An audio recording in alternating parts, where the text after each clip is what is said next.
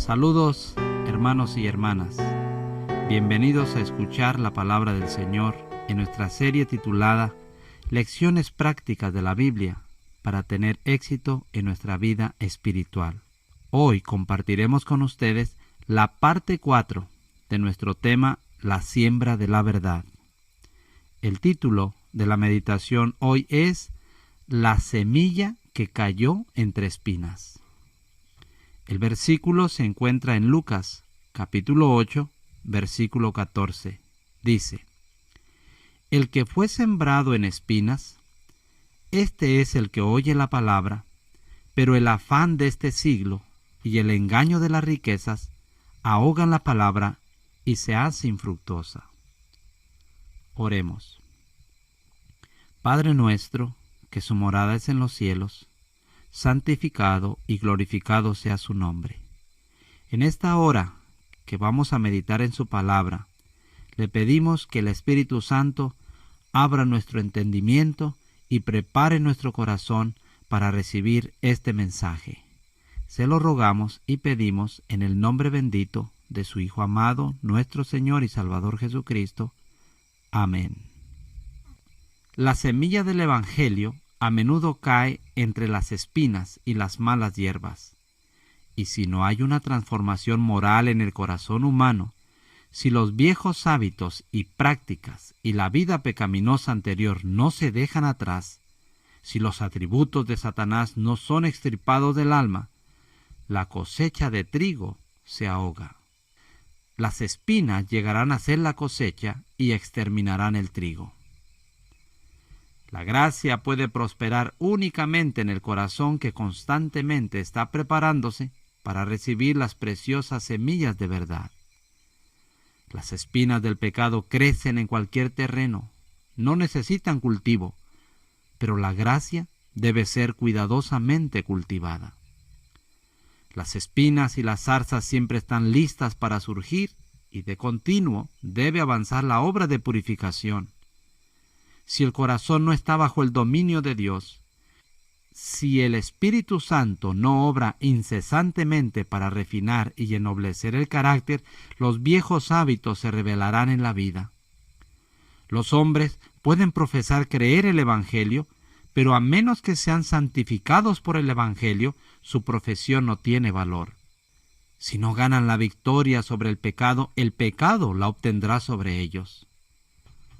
Las espinas que han sido cortadas pero no desarraigadas crecen con presteza hasta que el alma quede ahogada por ellas. Cristo especificó las cosas que son dañinas para el alma. Según San Marcos, él mencionó los cuidados de este siglo, el engaño de las riquezas y la codicia de otras cosas. Lucas especifica los cuidados, las riquezas y los pasatiempos de la vida. Esto es lo que ahoga la palabra, el crecimiento de la semilla espiritual. El alma deja de obtener su nutrición de Cristo y la espiritualidad se desvanece del corazón. Ninguna clase de personas está libre de la tentación de los cuidados del mundo. El trabajo penoso, la privación y el temor de la necesidad le acarrean al pobre perplejidades y cargas. Al rico le sobreviene el temor de la pérdida y una multitud de congojas. Muchos de los que siguen a Cristo olvidan la lección que Él nos ha invitado a aprender de las flores del campo. No confían en su cuidado constante. Cristo no puede llevar sus cargas porque ellos no las echan sobre Él. Por lo tanto, los cuidados de la vida que deberían inducirlos a ir al Salvador para obtener ayuda y alivio, los separan de Él. Muchos que podrían ser fructíferos en el servicio de Dios se dedican a adquirir riquezas. La totalidad de su energía es absorbida en las empresas comerciales y se sienten obligados a descuidar las cosas de naturaleza espiritual. Así se apartan de Dios. En las Escrituras se nos ordena que no seamos perezosos en los quehaceres. Romanos 12:11. Hemos de trabajar para poder dar al que necesita. Los cristianos deben trabajar, deben ocuparse en los negocios y pueden hacerlo sin pecar, pero muchos llegan a estar tan absortos en los negocios que no tienen tiempo para orar, para estudiar la Biblia, para buscar y servir a Dios.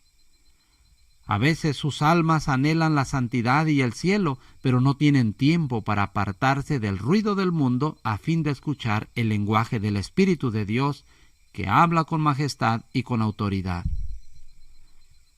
Las cosas de la eternidad se convierten en secundarias y las cosas del mundo en supremas. Es imposible que la simiente de la palabra produzca fruto, pues la vida del alma se emplea en alimentar las espinas de la mundanalidad.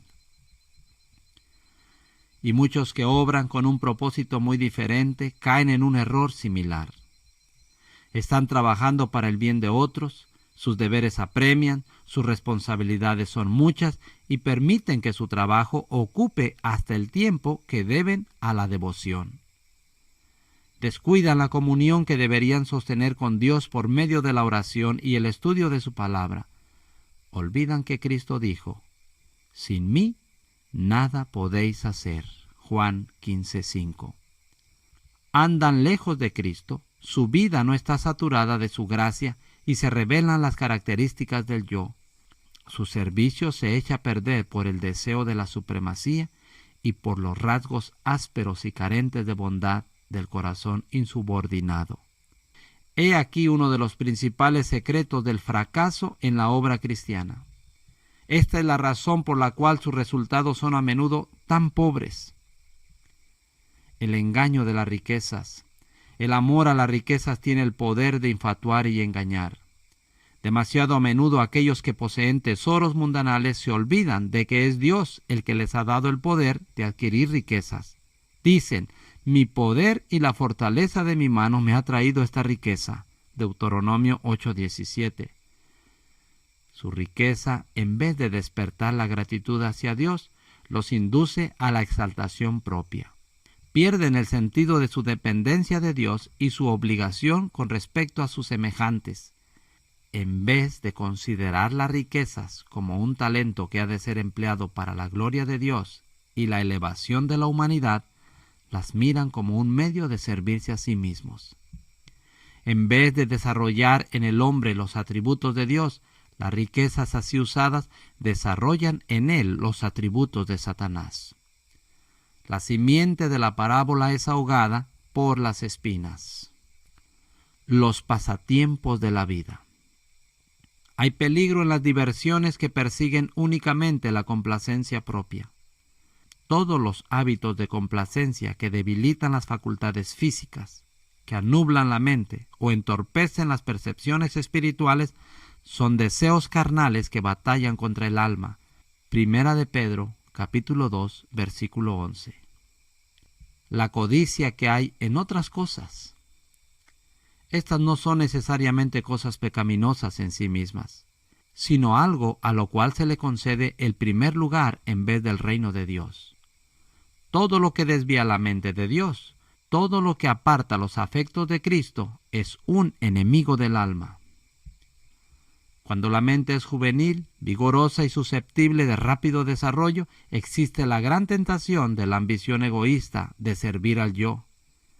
Si los planes mundanos tienen éxito, se manifiesta una inclinación a continuar en un camino que amortece la conciencia e impide una estimación correcta de lo que constituye la verdadera excelencia del carácter. Cuando las circunstancias favorezcan este desarrollo, el crecimiento se manifestará en una dirección prohibida por la palabra de Dios. En el periodo de formación de la vida de los hijos, la responsabilidad de los padres es muy grande. Debe constituir su tema de estudio cómo rodear a la juventud de las debidas influencias que les den opiniones correctas acerca de la vida y su verdadero éxito. En vez de esto, ¿cuántos padres convierten en el primer objeto de su vida el conseguir para sus hijos la prosperidad mundanal? Eligen todas sus relaciones con este fin. Muchos padres fijan su hogar en alguna gran ciudad y presentan sus hijos a la sociedad elegante y a la moda. Los rodean de influencias que estimulen la mundanalidad y el orgullo. En esa atmósfera la mente y el alma se empequeñecen. Los blancos nobles y elevados de la vida se pierden de vista. El privilegio de ser hijos de Dios, herederos de la eternidad, se cambia por el beneficio mundanal. Muchos padres tratan de crear la felicidad de sus hijos satisfaciendo su amor a las diversiones. Les permiten ocuparse en los deportes y asistir a las fiestas sociales y los proveen de dinero para usar libremente en la ostentación y la complacencia propia. Cuanto más se trata de satisfacer el deseo de placer, tanto más se fortalece. El interés de estos jóvenes queda cada vez más absorbido por las diversiones hasta que llegan a considerarlas como el gran objeto de su vida. Forman hábitos de ociosidad y complacencia propia que hace casi imposible que alguna vez lleguen a ser cristianos estables. Aún la Iglesia, que debe ser el pilar y el fundamento de la verdad, se le halla estimulando el amor egoísta del placer. Cuando debe obtenerse dinero para fines religiosos, ¿a qué medios recurren muchas iglesias? A los bazares, las cenas, las exposiciones de artículos de fantasía, aún a las rifas y a recursos similares. A menudo el lugar apartado para el culto divino es profanado, banqueteando y bebiendo, comprando, vendiendo y divirtiéndose. El respeto por la casa de Dios y la reverencia por su culto disminuyen en la mente de los jóvenes. Los baluartes del dominio propio se debilitan. El egoísmo, el apetito, el amor a la ostentación son usados como móviles y se fortalecen a medida que se complacen. La persecución de los placeres y las diversiones se centraliza en las ciudades. Muchos padres que se establecen en las ciudades con sus hijos pensando darles mayores ventajas, se desilusionan y demasiado tarde se arrepienten de su terrible error.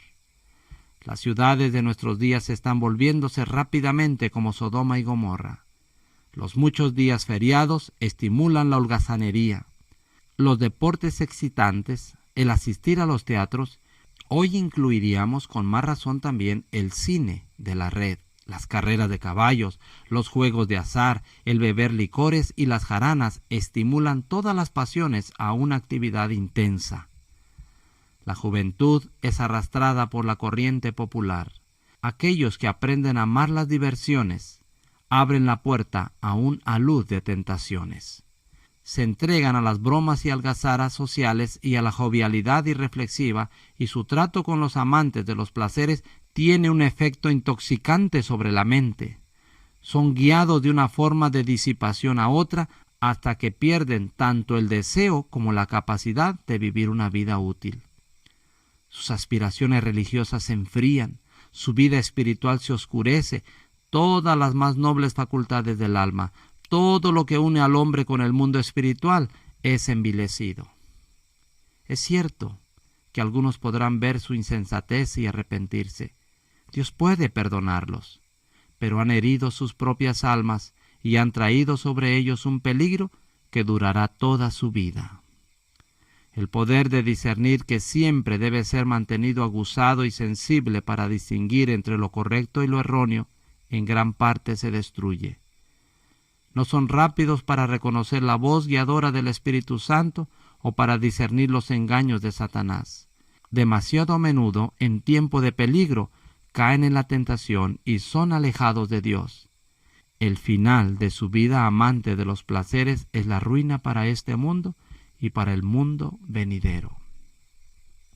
Los cuidados, las riquezas, los placeres, todos son usados por Satanás en el juego de la vida para conquistar el alma humana. Se nos da la amonestación: no améis al mundo ni las cosas que están en el mundo. Si alguno ama al mundo, el amor del Padre no está en él, porque todo lo que hay en el mundo, la concupiscencia de la carne y la concupiscencia de los ojos y la soberbia de la vida, no es del Padre, mas es del mundo. Primera de Juan 2, 15 y 16. Aquel que lee el corazón de los hombres como un libro abierto dice: mirad por vosotros que vuestros corazones no sean cargados de glotonería y embriaguez y de los cuidados de esta vida. Lucas 21, 34. Y el apóstol, inspirado por el Espíritu Santo, escribe: Los que quieren enriquecerse caen en tentación y lazo, y en muchas codicias locas y dañosas, que hunden a los hombres en perdición y muerte, porque el amor al dinero es la raíz de todos los males, el cual codiciando algunos, se desencaminaron de la fe y fueron traspasados de muchos dolores. Primera de Timoteo 6, 9 y 10. Que el Señor nos ayude a tomar en cuenta su palabra y ponerla en práctica en nuestras vidas. Amén.